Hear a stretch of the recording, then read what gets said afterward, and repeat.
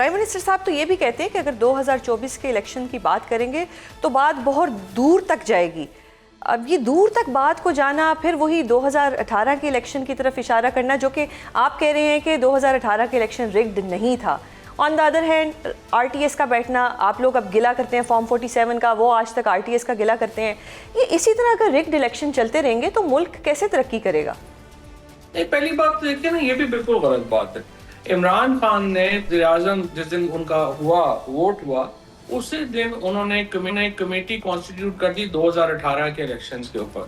اس committee کی 20 meetings ہوئیں اور ہر میٹنگ میں شفقت محمود صاحب نون لیگ کو کہتے رہے آپ آر ٹی ایس کا کہہ رہے ہیں, وہ نشستیں آپ لائیے جہاں پہ آر ٹی ایس بیٹھا.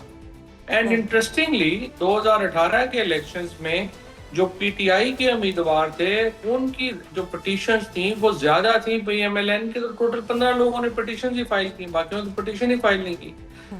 کیونکہ جو آر ٹی ایس بیٹھنے کی بات ہے یہ میڈیا پہ تو بہت زیادہ شور مچایا جاتا ہے, بٹ اوریجنلی آپ اٹھا کے دیکھیں گے تو آپ کو معلوم ہوگا کہ ایسا کچھ بھی نہیں ہوا ہے سوائے چند حلقوں میں. چلے اب چاہے 2018 ہو 2024 ہو, یہ جو الیکشن ریگنگ تھی یہ اب ایک پاسٹ اینڈ کلوز ٹرانزیکشن سمجھی جائے. دیکھیے پہلے تو 2018 2024 کو آپس میں تو ملانا بالکل ہی صریحاً ظلم ہے. 2024 کے الیکشن کے بعد گلگت میں الیکشن ہوا ہے, ابھی وہ بھی ویسے ہی ہوا ہے. کشمیر میں جو کچھ ہو رہا ہے وہ بھی آپ دیکھ رہے ہیں جس طرح کا الیکشن ہو رہا ہے. تو دیکھیے اب تو فرینکلی الیکشن کا جو پورا پروسیس ہے, الیکشن کمیشن کا جو ادارہ ہے, عدالتیں ہیں, وہ بیٹھ گئی ہیں. تو اسی لیے ہم یہ بات کرتے ہیں کہ اب الیکشن کی طرف جانے کا کوئی فائدہ نہیں ہے.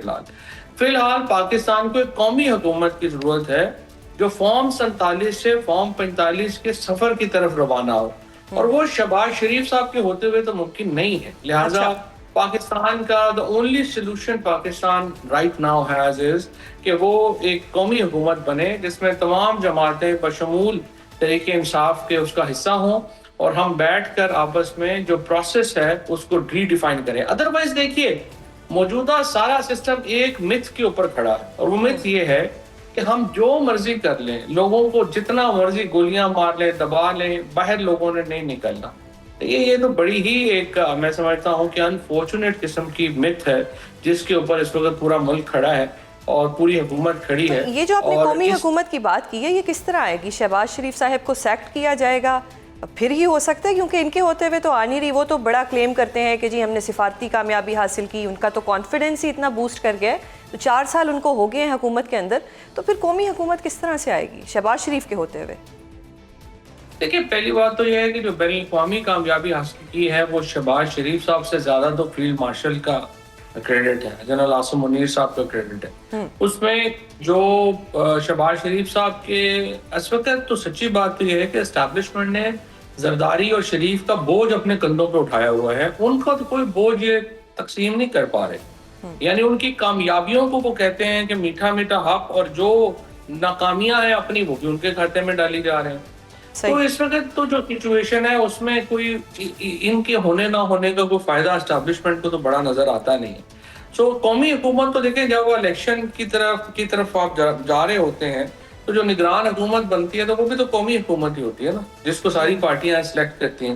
پچھلی جو حکومت ہے وہ تو انہوں نے 8 مہینے چلا لی تھی, تو چلیے آپ سال چلا لیں. اس وقت یہ ایکسٹرا بیگیج بنتا جا رہا ہے موجودہ حکومت, کب تک ان کا بیگیج اٹھائے گی اسٹیبلشمنٹ؟ آپ کو نہیں لگتا کہ آگے جا کے یا تو قومی حکومت بنے گی یا نئے انتخابات کرائے جائیں گے؟ یہ حکومت صرف اس وجہ سے قائم ہے کہ عمران خان جو ہیں وہ سپیس نہیں دے رہے اس وقت آئی وڈ سے اسٹیبلشمنٹ کو. اور انہوں نے جو اگر میری بات مانی ہوتی پچھلے سال اور ہم نے ایک نیگوسیشن کی طرف گئے ہوتے, ہم لوگ کوئی اسپیس جو ہے وہ کریٹ کر گئے ہوتے, تو اب تک یہ حکومت نہیں چل سکتی تھی, کیونکہ اس حکومت کو کوئی فائدہ ہی نہیں ہے. اس وقت اسٹیبلشمنٹ کو تو ایک بوجھ ہے جو وہ اپنے کندھوں پہ لے کے پھر رہے ہیں. لیکن انفارچونیٹلی چونکہ عمران خان کا ایک خوف ہے, ان کا اتنا بڑا ایک قد ہے اس وقت, تو اس خوف کی وجہ سے یہ اتحاد قائم ہے. ادروائز تو دیکھیے کوئی تکی نہیں بنتی. شہباز شریف صاحب ہیں, مریم نواز ہیں, زرداری صاحب ہیں, بلاول ہیں, یہ سب لوگ تو ریجیکٹڈ لوگ ہیں. پاکستان کے لوگوں میں ان کی کوئی سے نہیں. لیکن اس وقت تو ایوانوں میں بیٹھے ہوئے ہیں, ملک چلا رہے ہیں, آج ایرانی صدر کو ویلکم بھی یہی لوگ کر رہے ہیں, شبانہ روز خدمتیں بھی یہی کر رہے ہیں, کریڈٹ بھی سارا یہی لے رہے ہیں. اچھا, آپ نے نیگوسیشن کی بات کی, آپ ہمیشہ سے نیگوسیشن کے حامی رہے ہیں. شہباز شریف صاحب نے دوبارہ دعوت دی ہے اپوزیشن کو, اور کل علی محمد خان صاحب نے ہمارے ہی پروگرام میں یہ دعویٰ کیا ہے کہ پی ٹی آئی اس دفعہ سنجیدگی سے مذاکرات کرے گی. ڈو یو تھنک کہ یہ دونوں پارٹیاں آپس میں بیٹھ کے مذاکرات کریں گی, یا اسٹیبلشمنٹ کو آن بورڈ لانا ضروری ہوگا؟ دیکھیے, اسٹیبلشمنٹ کو تو ظاہر آن بورڈ لانا ہی ہوگا نا. شہباز شریف صاحب تو بات کرتے ہیں, بعد میں آپ دیکھیے وہ ملاقات تک بھی نہیں کرا سکتے, تو ایسی صورتحال میں کیا مذاکرات جو ہے وہ ہو سکتے ہیں. لیکن یہ بات صحیح ہے, میں علی محمد خان کی بات سے کرتا ہوں کہ اس بار تھوڑا سا شاید کچھ بات چیت جو ہے وہ چلی ہے, اور شاید جو ہے وہ چیزیں آگے بڑھ سکتی ہیں. محمود مولوی صاحب نے بھی بڑی امپورٹنٹ بات کی ہے, انہوں نے کہا ہے کہ وہ 90 دنوں میں یہ کرا دیں گے. اصل جو مسئلہ ہے پی ٹی آئی میں وہ یہ ہے کہ عمران خان نے یہ جو کیا نا کہ پی ٹی آئی کے اندر ایک بزدار فارمولہ کے تحت سارے وہ لوگ لگا دیے جن کی کوئی حیثیت نہیں ہے سیاست میں, ان کو جانتا بھی کوئی نہیں ہے. وہ سارے ریلو کٹے ہیں جو پی ٹی آئی کے اوپر جو ہے لگا دیے گئے. اب ان ریلو کٹوں کی پرابلم یہ ہے کہ ان کے ساتھ سنجیدہ مذاکرات کے لیے کوئی تیار نہیں ہے. اس لیے میں جب ایاز صادق صاحب سے ملا تھا, اور پھر ہم لوگ بعد میں اسحاق ڈار صاحب سے ہمارا رابطہ ہوا, اعظم نذیر تارڑ صاحب سے بات ہوئی, رانا ثناء اللہ صاحب سے, تو ہم نے ان کو یہی کہا کہ دیکھیں آپ مذاکرات کریں گے کس سے؟ یہ تو پی ٹی آئی کے سارے ریلو کٹے ہیں. جب تک آپ شاہ محمود قریشی کو, اجاز چودھری کو, محمود رشید کو, یاسمین راشد, عمر چیمہ کو اپنی دوسری طرف نہیں بٹھائیں گے تو آخر آپ مذاکرات کریں گے کس سے؟ انہوں نے ایگری بھی کیا ہم سے, بٹ سم ہاؤ شاید وہ اپنی تو پھر یہ کانفیڈنس بلڈنگ کس طرح سے ہوگی؟ ابھی ریسنٹلی ڈاکٹر یاسمین راشد صاحبہ کو اور ان کے ساتھ جو دیگر اسیران تھے ان کو 10-10 سال مزید سزائیں ہوئی ہیں, تو کوئی امکانات نظر نہیں آ رہے. کس طرح سے یہ سب کچھ آگے چلے گا؟ نہیں بنے گی نہیں نا بات. انفارچونیٹلی یہی تو میں کہہ رہا ہوں کہ ان کے پاس کوئی آدمی نہیں ہے کہ جو بات آگے بڑھا دے. پھر آئیڈیاز بھی تو چاہیے نا. ان میں سے تو فرینکلی لوگوں کے پاس کوئی نیگوشیٹنگ اسکل بھی نہیں ہے, ان کو پتہ بھی نہیں ہے کرنا کیا کرنا نہیں ہے. پھر ان کی بڑی نیرو قسم کی جو ہے وہ ڈیمانڈز ہیں.